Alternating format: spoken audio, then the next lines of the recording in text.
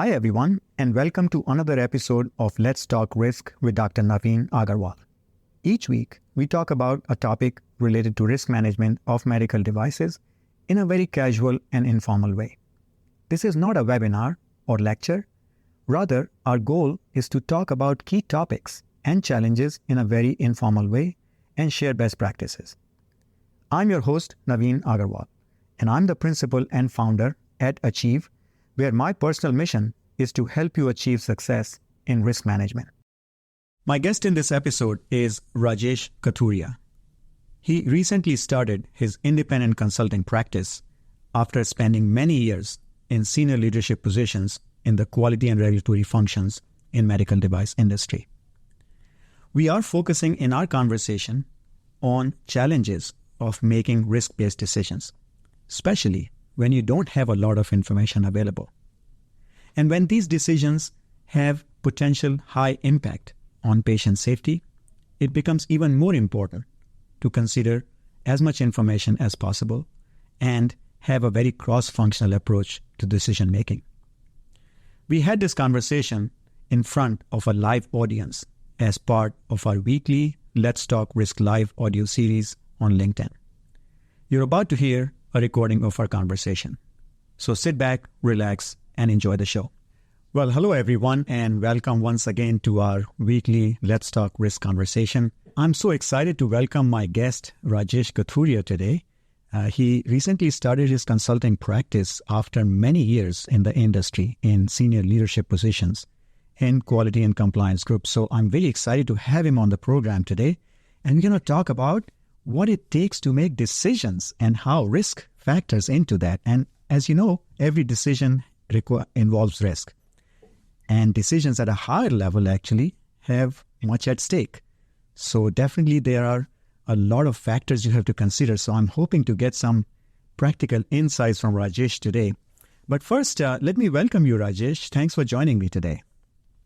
Thank you very much, Naveen. I'm also very excited to be part of the discussion today. And first of all, I would like to thank you for creating such a wonderful forum and about very, I would say, critical topic of the risk.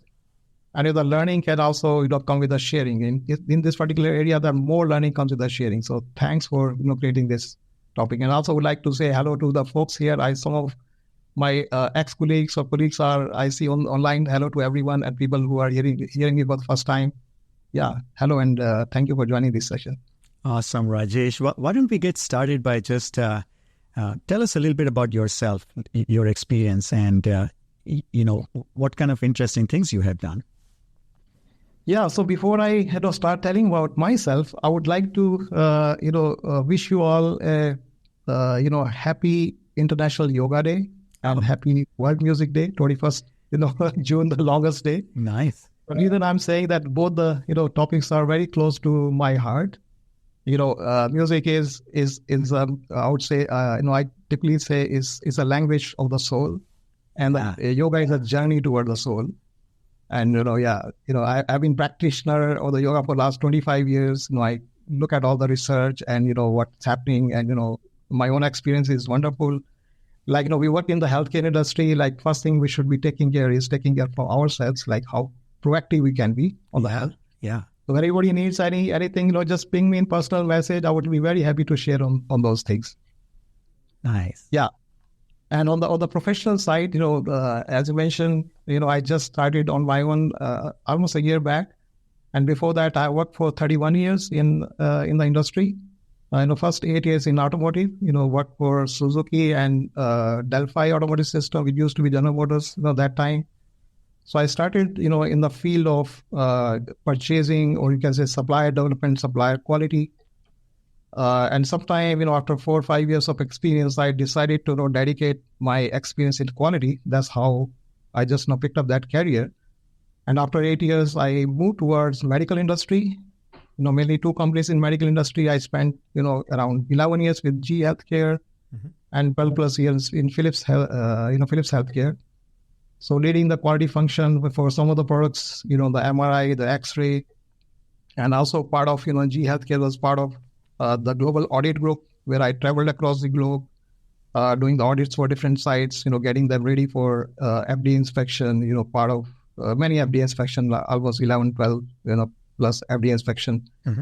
Last 13 years, I was also, you can say the person responsible for regulatory compliance, for businesses.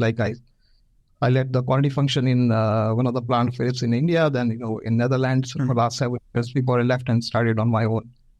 Yeah, I'm very, very interested to share, my journey, what kind of challenges we have when we take very critical decisions, especially around the risk. And, today's world, you can see what goes outside the world, like how the exposure happens, but what goes, internally, inside, I just want to share my experience, whether good, bad, whatever. Yeah, that's my intention. Wonderful. So let's get into it. And as I mentioned before, every decision has an element of risk. Things may not work out the way you want them to. And the higher you go, the more critical decisions you are making, there's a lot more at stake. So can you just start with an example of a decision that comes to your mind or a situation that comes to your mind where you struggle with this issue and how you went about making that decision? Yeah, I would say, what goes into the mind, but especially when you're going to take a decision where the buck stops with you, right? And those are not, I would say, easy or, those are challenging situations. Typically, I say there are two risks there. One we call the customer risk, and other is the producer risk. I think many of you are well aware. So the customer risk is we have accepted something which is not okay, and it ends up at the customer, which is the worst thing to happen. On the other side, when we become, too careful or, too critical on ourselves, that we can take a risk which is to the producer risk. Mm-hmm. That is we are rejecting something or taking a decision which is sort of okay, but we took the decision other way because we did not have enough data. So, to me, the critical is that whenever we have that situation, and many times, we don't have a good quality of data, right? Yeah. And my first thing is collect as much data as possible, wherever we can. And sometimes, we have a challenge that, data is not available. But, if it is not very serious issue, where we have to take the decisions immediately, mm-hmm. and we do something as a first step, to collect more authentic data. So that's, always, my approach is always data. So data should speak, right? So decision should not be based on, any emotions, right? Yeah. Whether take a harsh decision. So the data has to be there. So one example I can share, before I take the example, I would like to say, other things what you need to see is that we have to look at the issues from end to end. Mm-hmm. What I mean by end to end is sometimes we take a decision that this is going to impact at the smaller, if you have the architecture of the product, and if you look at very, close to one particular component or subsystem, if you take a decision based on that, it might impact the broader, end-to-end product. Yeah. When I say end-to-end product is how it is going to operate, in the hospital, right, mm-hmm. with the customers. And many times we miss on that. So, we have to take a decision considering that whatever actions we are taking, how it is going to impact, to the end customer. And I will take one specific example, for the privacy reason, I'll not, share the name of the product of this thing, but one example I had that we had certain issues in the field. It was, sort of, you can relate to the control cables, like when you have the accelerator cables, there's an outer, there's an inner, so that kind of setup. So we had some failures. So what we did, we came out with a solution and we put that cable on a reliability test, number of cycles. Mm-hmm. So, it was all automatic setup. There was some function was to be done like push and pull with certain number of cycles. So we did that. So everything passed and we rushed and we, released the product to the market. So what happened is we missed on, calculating that over a period of time, how much force is required to operate that push and pull. Mm-hmm. So it was working okay in the beginning, 6 months, 1 year. But after that, it started becoming hard because inside the lubrication was not enough and we did not think. So once we did not simulate the actual condition, the way it was used in the market. Mm-hmm. So we rolled out, the correction in the field and, after 6 or 1 month's time, and we also did a proactive, correction, the products which are working okay. We replaced those also. Mm-hmm. Mm-hmm. After 1 year, it become bigger issue. And then we had to come back, collect more data. Then we went to did some testing, collect some more variables. and we did the testing again. We had to improve for certain things, take care of some of the other issues which might happen because we did not consider those input. Yeah. So that was a big learning, like how we look at the system from end to end. Got you. First of all, Rajesh, thank you so much for being so candid about your experience. These are difficult situations and we do our best, but we can't do everything. So my follow-up question to you then is, as you look back and say, hey, in this particular situation, we didn't really cover a lot of things. What can you talk about in terms of what can we do from a system or a process point of view internally to make sure that we are as comprehensive as possible in our assessments?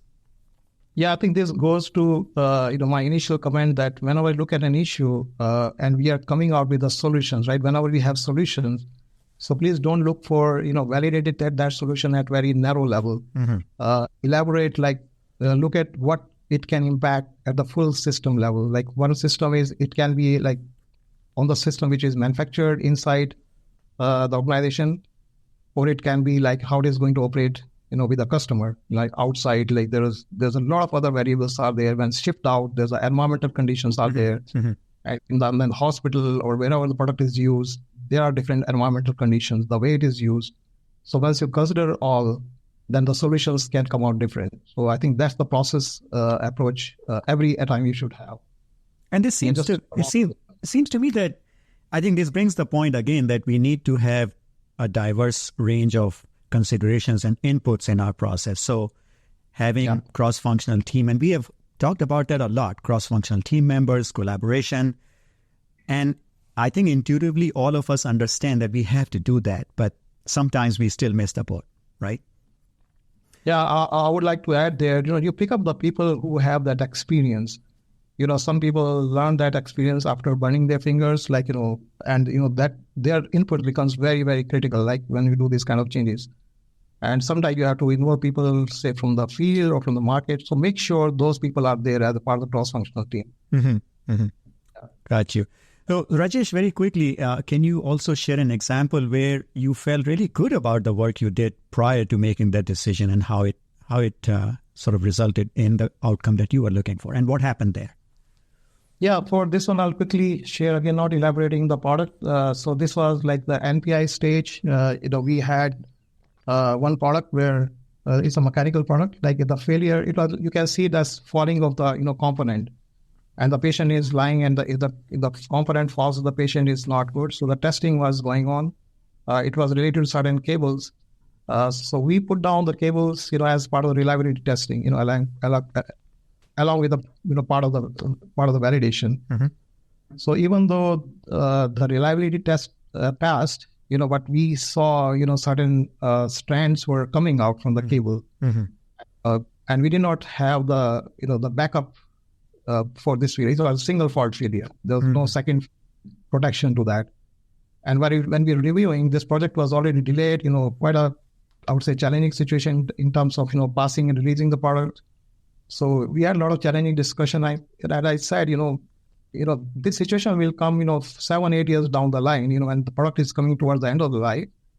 And we didn't know whether this is going to pass at that time because we saw some failures, not full failure, some failures.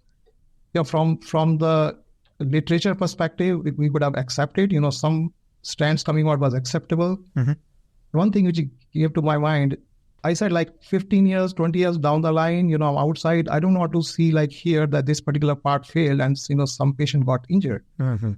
That really, helped me to take the decision. Okay, I don't want to hear this one. Even though there's 1% chance or one part fails, but it can be a, big impact, in the market.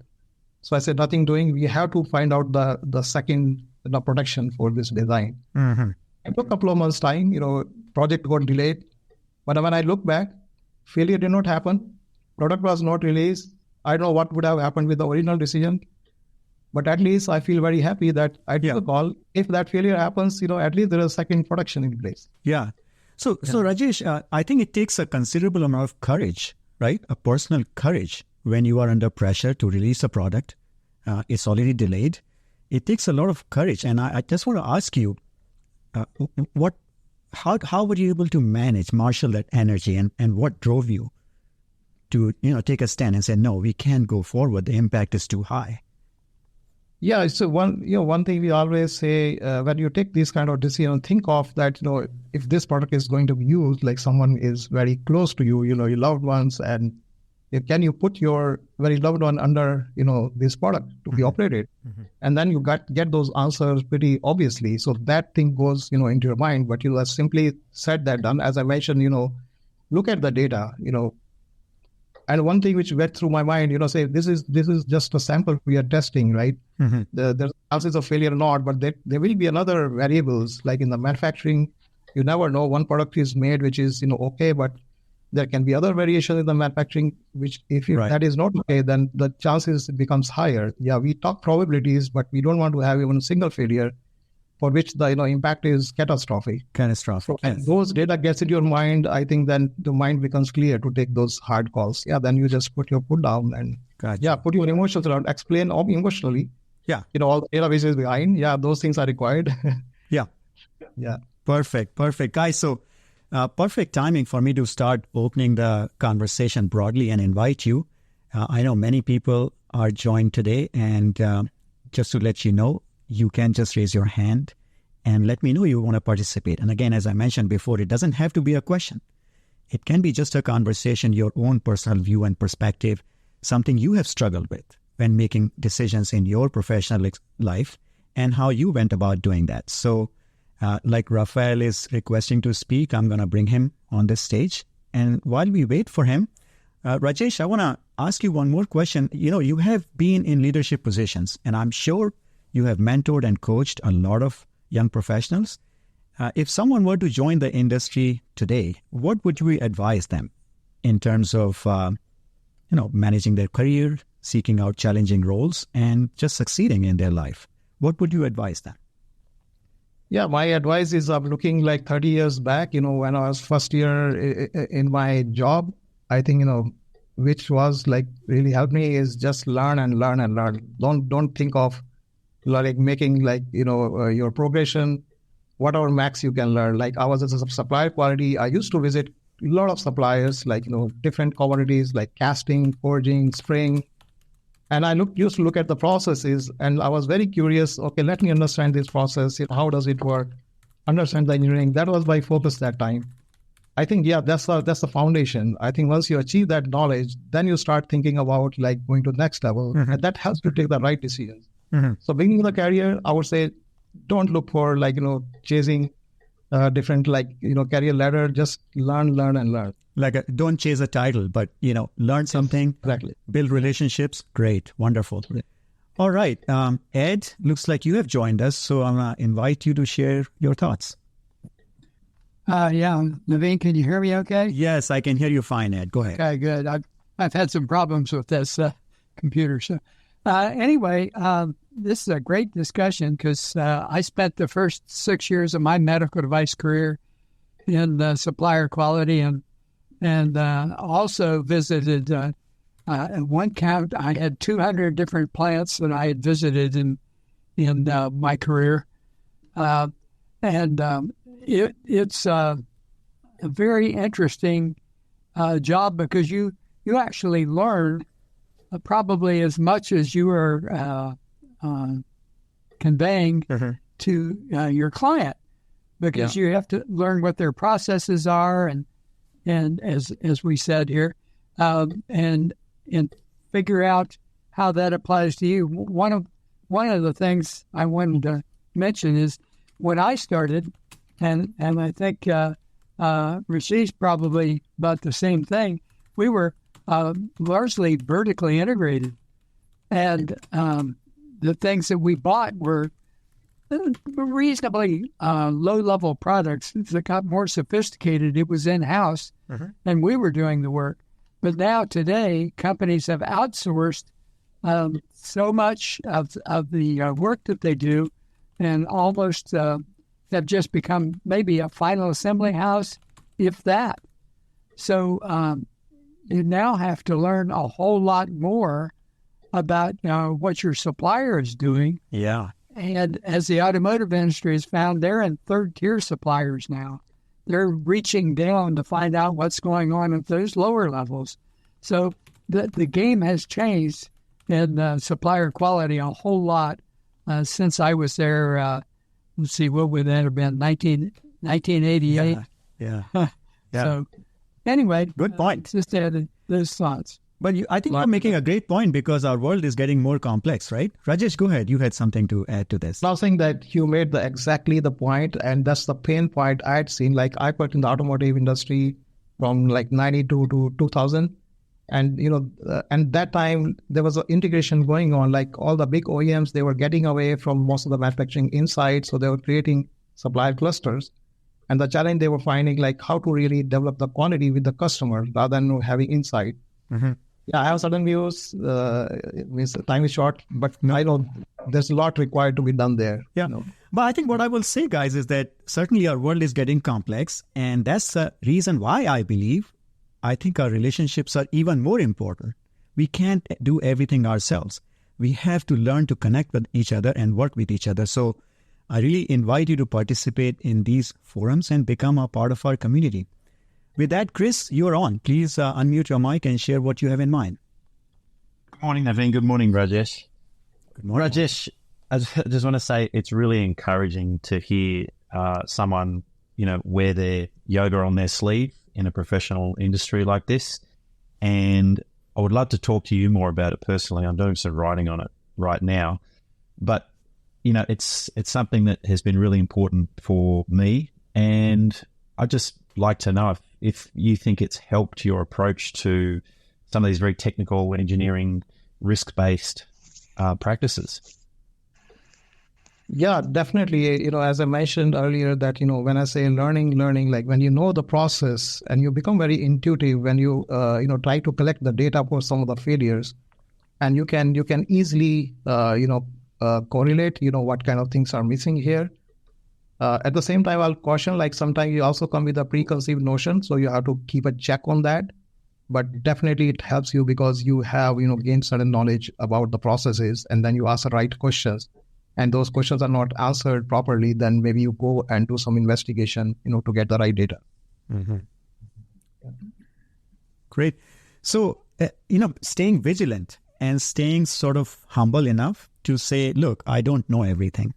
And there are some things that I need to sort of keep an eye on and maybe have somebody else watch over, somebody else being part of this conversation so they can keep an eye on it. Like all of us have blind spots, right? Yeah. And how do we kind of take care of those blind spots if we are not even aware?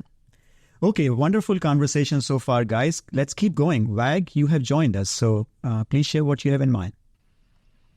Yeah, I wanted to share that I really like what everybody's saying, and let's also point out from my experiences that conflict is an opportunity, right? And a lot of people try to avoid conflict, right? Disagreements. They look at it as they'll do everything they can to avoid it, but in actuality, it's healthy to have disagreements. Mm-hmm. And hashing out those disagreements is a good thing. It's an opportunity to get a better decision.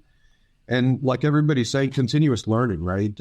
Nobody knows everything. And until we get together and look at all the different perspectives, and when you disagree, you have to say, I have this opinion and this is why, right? Mm-hmm. That's what really strengthens the discussion in getting to a balanced solution. And when it comes to risk-based decisions, there is no one right answer, right? We all hear about stories about the unforeseen circumstances or unforeseen events, right? So the better job we do brainstorming and considering all the aspects to reach that balanced decision and documenting it so we have a future reference on why we made that decision if something were to happen, going back to that reference. And like Rajesh was saying, also very important to remove the emotions out of the game. Right, be objective, be data-driven. It's all evidence, and no emotions. Right, no personal problems. So I just want to share those. Yeah, thank you, Wag. But I do have a follow-up question for Rajesh as part of this point that you made, Wag. I think you brought the point of communication and not avoiding conflict.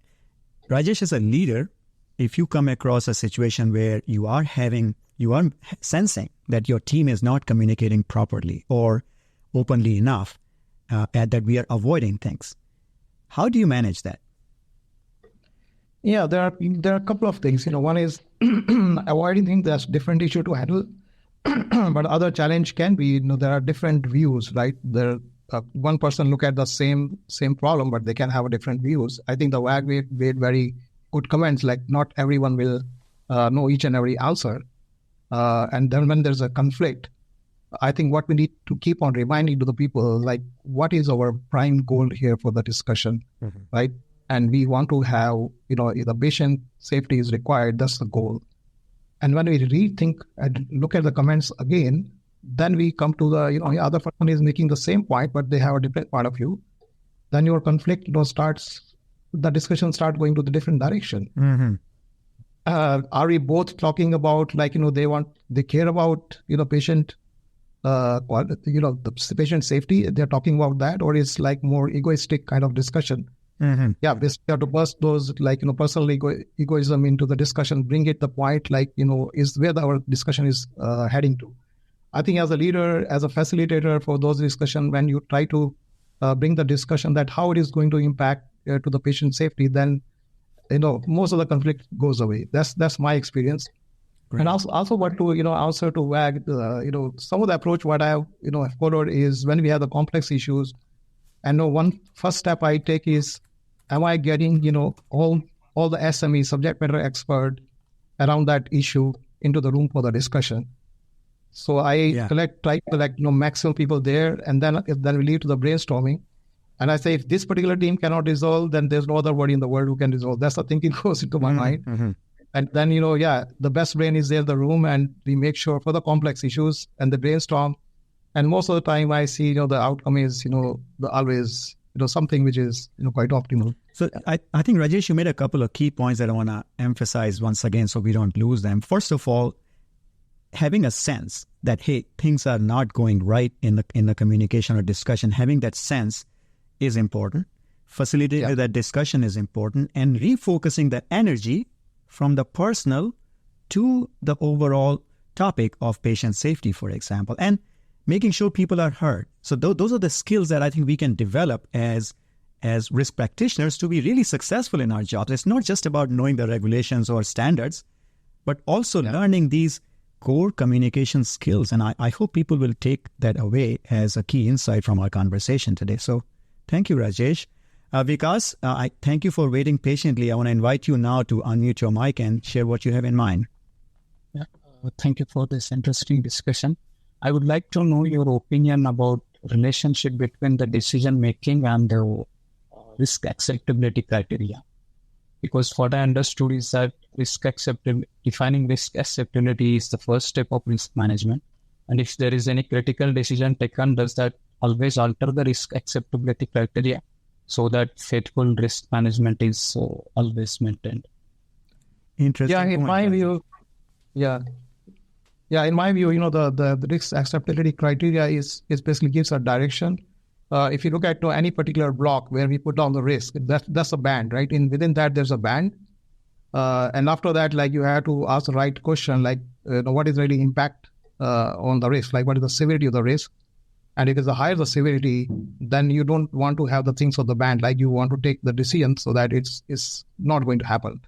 And that's where your next level, question starts to go, okay, I need to collect more data, so I take the right decision. I initially said, it's the producer risk or the customer risk. Yeah, we have to make sure that no customer risk. At the same time, make sure that we are also not taking harsh decisions. So it comes back to like finding more data and take the right decision. So I look at the block as a band, and if it is easy, then you take the decision. Otherwise, try to collect more data. So I think the point here, Vikas, it's a good point, and what I'm hearing you say is that if we have that discussion up front and align on our risk acceptability criteria so everyone understands them well enough, I think it can lead to more productive and efficient discussions later on. So that should be done first. Right? Great. Guys, we are running short on time. And before I invite Rajesh to share a few key takeaway points, I want to recognize Raphael's comment who said it to me by direct message. He was trying to participate, but technology is preventing us from doing that.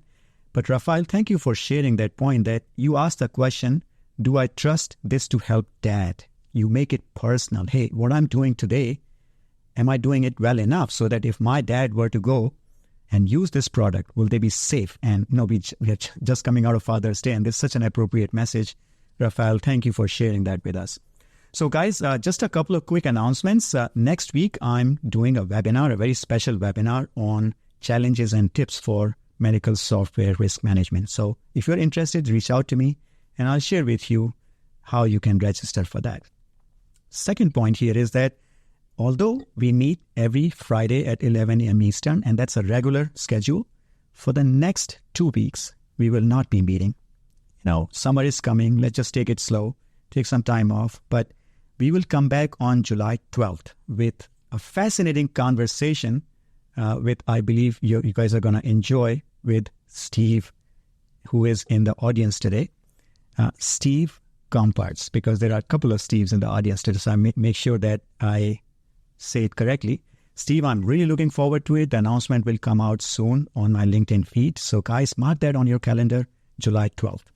We're going to talk about a lot of topics related to quality and leadership with Steve. With that, Rajesh, I invite you to share just 2 or 3 key takeaway points from our conversation today. Yeah, I'll just summarize what I said earlier. When we have critical decisions to be made, collect as much data as possible so that we take very right decision. Keep the emotions out when we come to the conclusion. But when we communicate, we bring the angle of emotions here because some people already mentioned, and I also mentioned earlier. We are going to use this product with our loved ones. We have to communicate with that emotion. And, other thing I'd just like to add here, I read this book, Quality is Free by Phillips Crosby. I'm not sure how people, read that. One thing which I very well remember, like the things what we communicate, you say if you have to communicate to the management, speak the language of money. And if you have to communicate the communication to the people down the line, then you speak the language of the things. And I've used it. And even like when you bring the decision, you speak the language of money, to the management. Making. Like ultimately look at the bigger picture. We might take a short-term, gain, but long-term it can be loss. You put down the words accordingly in the language of money. Then those decisions are taken pretty. It goes your way. So those are my thoughts. I'll close with my. Great, thank you, Rajesh. And guys, I want to invite you to connect with each other. Did you know that anybody who is attending today, you can reach out to them directly on LinkedIn, even though they are not your first degree contacts.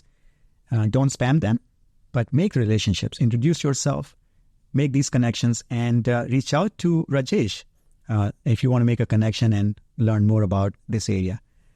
With that, I want to thank all of you again for attending today. I look forward to seeing you in a couple of weeks. Take care, guys. Bye-bye. Thank you, everyone. Thanks, Naveen. Bye-bye.